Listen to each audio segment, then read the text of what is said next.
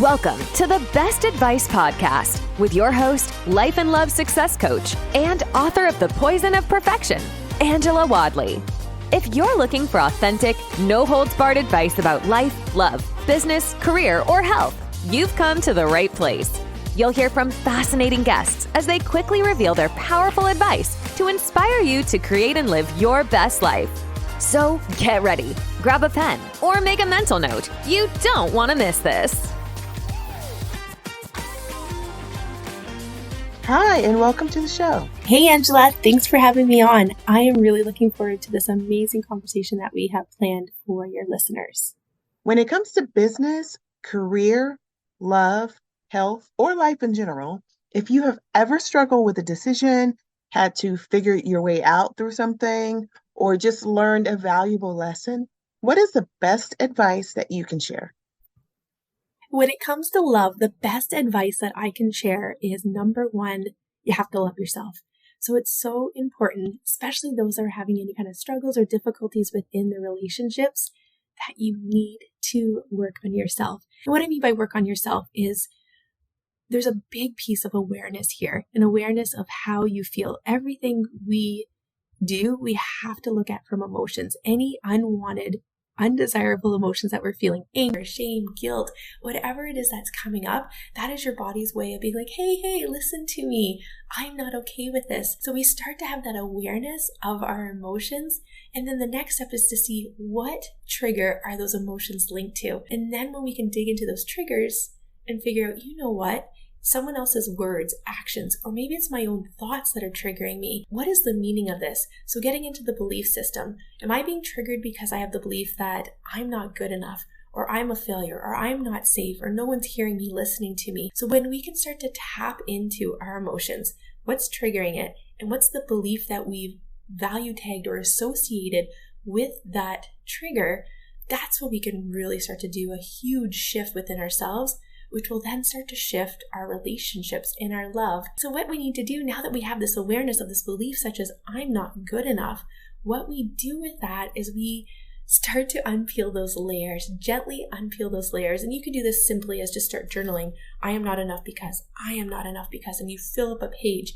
And sometimes we want to even rewrite the same thing because you just want to get it out of your system. And that helps create awareness. Or if we can go really deep into our subconscious mind, which is 95% of our brain power, typically we only use 5% of it in the day. Like we're really just operating, thinking, planning, rationalizing from our 5% of our brain power that we're aware of throughout the day. But 95% of our brain power really is, it's those subconscious memories, those beliefs. So we need to get in there, start peeling the layers back from maybe times in your past, such as childhood. Maybe you're in grade 1 and you said 4 plus 4 was 6 and the class laughed at you. And from there you thought, you know what, I'm not good enough. I'm not smart enough. And that started the formation of that belief. And then we add on a few other maybe little incidents, but they start to compound over time, which then creates this belief of who we are.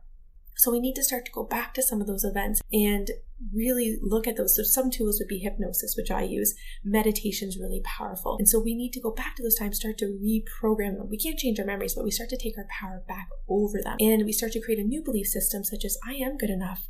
I was doing the best I can with what I knew how. Those kids weren't laughing at me. They just thought it was silly. And we start to go back and we take our power back over that I'm not enough. And what happens is when we can look at our past to change our future, we all of a sudden start to feel good enough. And then that helps change our relationships because we're showing up as our worthy self, maybe now communicating our needs. If others aren't hearing us, we then reiterate and we know that we're worthy of being heard. We set better boundaries. And so when we start to really work on ourselves, we show up differently in our present. And when we show up differently, we're happier. We have this higher vibration. And that vibration of like coming from joy, happiness, abundance, then our partners are more attracted to that as well. And they start to bring on that emotion of higher vibration. And that's how you really change a relationship and really change the amount of love that you have in a relationship. So you can transform your relationship by transforming yourself. Like you have that power, even if you're the only one really doing the work, if you're the only one really buying into shifting the love in the relationship.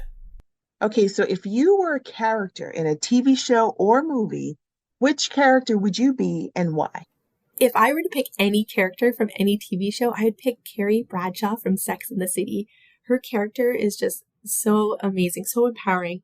The connection that she had to her friends and her ability to be so vulnerable and openly share her feelings, her failures, is just inspiring.